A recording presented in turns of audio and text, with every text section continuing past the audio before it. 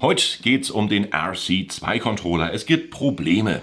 Ja, denn viele von euch haben mir geschrieben, dass sie die Bildschirmaufnahmen des RC2-Controllers nicht bzw. kompliziert auf die vorhandene SD-Karte speichern können. Und das ging mir, seitdem ich den Controller habe, nämlich seit dem Kauf der DJI R3 genauso, und jetzt kannst du natürlich mit dem Controller auch die DJI Mini 4 Pro steuern, und du musst aber deine Daten immer kompliziert vom Festplattenspeicher auf die SD-Karte übertragen.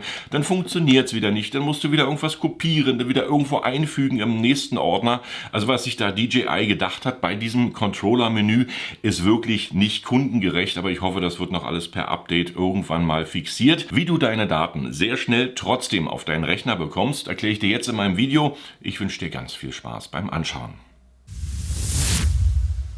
Und wie immer, wenn dir dieses Video gefällt, dann sehr gern den Kanal abonnieren bzw. diesem Video ein Like geben, damit ich noch mehr spannende Themen für euch produzieren kann. Vielen Dank dafür. Der RC2-Controller wurde zusammen mit der DJI R3 veröffentlicht. Jetzt hat er die neue O4-Übertragung an Bord und hat natürlich auch einen schnelleren Prozessor bekommen.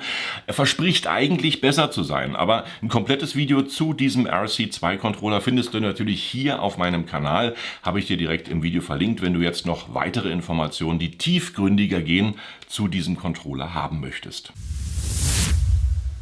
Und nur so kurz zwischendurch, falls ihr es noch nicht wusstet, an diesen Controller könnt ihr natürlich per USB-C ein Mikrofon anschließen und dann eure Bildschirmaufnahmen hier direkt bei der Aufnahme kommentieren, und das Mikrofon und die Bildschirmaufnahme werden dann zusammen aufgezeichnet, sodass ihr hier eine Sicherheit vom Ton habt. Das macht sich ganz gut. Aber jetzt zum Thema. Ich habe mich wirklich ein bisschen geärgert, seitdem ich die DJI R3 habe und diesen RC-Controller. Der macht seinen Job super und du kannst natürlich auch alles machen. Er ist hell genug und er funktioniert. Aber wenn es dann wirklich an das Speichern bzw. an das Übertragen von Bildschirmaufnahmen geht, ist er richtig kompliziert mit diesem Android-Menü.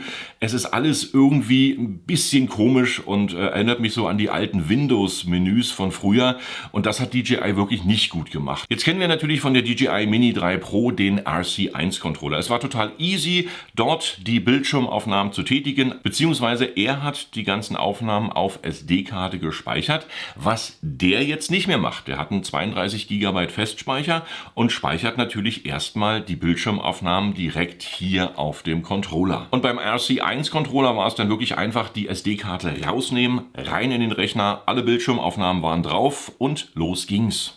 Wie ihr natürlich in den Kommentaren geschrieben habt, nervt das richtig ab, und das finde ich genauso. Also da muss DJI wirklich noch eine bessere Lösung finden, dass man das hier einfacher machen kann. Dann kommt natürlich noch dazu, dass dieser Festspeicher von 32 GB natürlich ausreicht für 1, 2 Sessions, je nachdem wie oft du Bildschirmaufnahmen hier tätigst auf dem Controller. Aber das Problem ist, wenn dann mal der Controller voll ist, beziehungsweise dein Speicher voll ist, kannst du auch keine Updates mehr machen. Das heißt, er sagt dir dann bei einem Update von DJI, also einem Firmware-Update, der Speicher ist voll. So musst du wieder alle Daten löschen, beziehungsweise vorher übertragen auf die SD-Karte, dann wieder auf dem Rechner, dann hier sozusagen komplett löschen. Das Löschen ist natürlich dann auch wieder ein Problem, weil es kompliziert ist. Also das ist wirklich diesmal nicht so das Gelbe vom Ei. Jetzt habe ich natürlich einen Weg gefunden, wie das wirklich total einfach funktioniert und hier 50% an Zeit spart.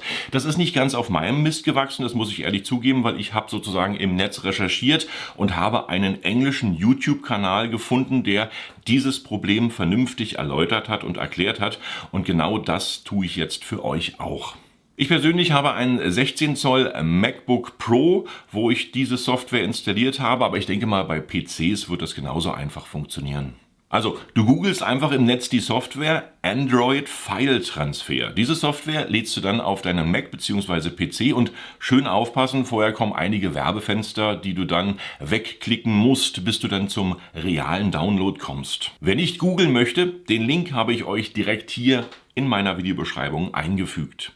Ich habe die Software dann nochmal durch einen Virenscanner gejagt, und bei mir war alles in Ordnung, und bei deinem PC zu Hause solltest du das natürlich auch tun, und ich konnte das leider nicht machen und prüfen, da ich keinen PC besitze, sondern nur einen Mac. Wenn du das dann geschafft hast, dann einfach die Software installieren und deinen Controller anschalten und über das USB-C-Kabel und die USB-C-Verbindung am Controller mit dem Mac oder mit dem PC verbinden. Dann öffnest du die neu installierte Software und musst wirklich etwas Geduld haben, weil diese Software ist relativ träge.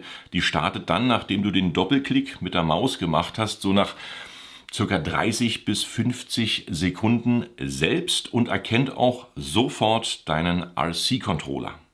Dann siehst du natürlich im Browser ganz viele Ordner. Du musst einfach nur auf den Ordner Movies gehen und siehst in diesem Ordner dann direkt deine Bildschirmaufnahmen. Und dann wie bei allen Dateien einfach nur anklicken, auf Kopieren drücken und auf den Desktop bzw. auf die Festplatte übertragen. Ganz wichtig zwischendurch noch, wenn ihr jetzt direkt in diesem Android-Programm auf eure Movie-Dateien einen Doppelklick macht und die starten wollt bzw. anschauen wollt, dann funktioniert das nicht. Ihr müsst die wirklich erst übertragen auf euren Mac und dann geht es natürlich mit einem Doppelklick wunderbar. Die MP4 wird geöffnet und alles ist easy. Und das geht meiner Meinung nach deutlich schneller, als wenn du erst die Daten auf SD-Karte überträgst. Dann wiederum die SD-Karte in den PC bzw. Mac einlegst und dann wiederum nochmal die Daten auf den Desktop oder auf deine Festplatte überträgst.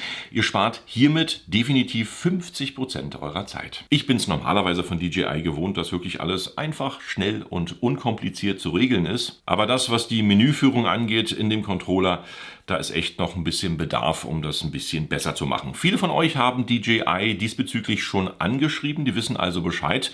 Und ich hoffe natürlich, dass jetzt in den nächsten Wochen und Monaten diesbezüglich ein sehr kräftiges Update kommt, was diese ganze Situation ein bisschen einfacher macht, dass du wirklich relativ schnell übertragen kannst, beziehungsweise auch mal wieder direkt auf SD-Karte aufnehmen kannst, weil das spart natürlich auch Zeit. Einfach wieder die Karte rausnehmen, wie beim 1er-Controller, in den PC oder Mac einstecken und schon sind deine Daten da. Warum muss ich jetzt hier erstmal auf dem Controller alles speichern und dann auf die SD-Karte übertragen? Ich denke mal, das hängt mit dem O4-Übertragungssystem und der besseren Bildqualität zusammen, dass das vielleicht nicht harmoniert mit der SD-Karte, wenn jetzt direkt auf die SD-Karte aufgezeichnet wird. Kann ich aber nur spekulieren, soweit technisch bin ich jetzt nicht in diesen Controller involviert. Ich finde es natürlich nur ein bisschen schade, dass es wirklich viel Zeit, Arbeit und Nerven kostet, dass du hier die Daten nicht ordentlich übertragen kannst. Ich hoffe, ich konnte euch damit ein bisschen weiterhelfen, so dass ihr Zeit gewinnt und natürlich auch Nerven behaltet. Sehr gern bis zum nächsten Video. Ich wünsche euch eine entspannte Zeit und damit tschüss, bye bye und winke, winke.